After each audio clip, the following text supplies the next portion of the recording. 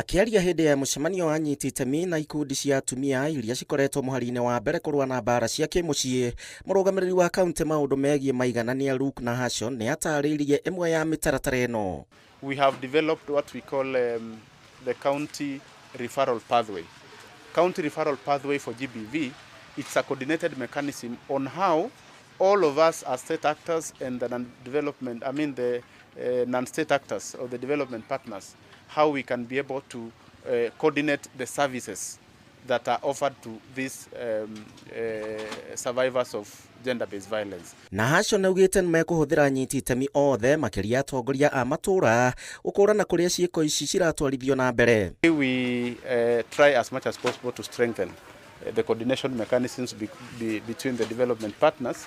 Is actually one, to strengthen the county gender technical working group, then try to cascade it now to the sub-counties. We have to work with the grassroots organizations at community level to support and collaborate with CSOs working across all the sub-counties in this Isiolo county in terms of having dialogues and sensitization forums. Mendekithia mangi maheanitwo ni guthondekwo gwa session cia guthara aria mekora mbaara-ini cia kĩmũciĩ haria mariheagwo nginyanagia motungata ma ũgima wa mwĩrĩ. Digital violence, I said earlier, it's not only online, but it's something that can actually cascade to be also offline, because it's the stalking, it's the harsh comments, it's the the bad images of people that are traded online, and also this, as we said, there's also a lot of sex trafficking and human trafficking going on online.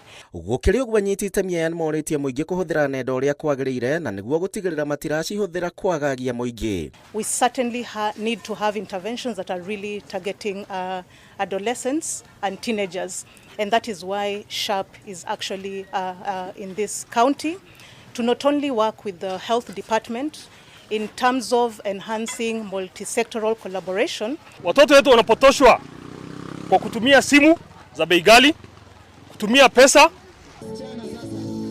Handu-ini ha Inooro TV, njĩtagwo Gĩchimo Joseph.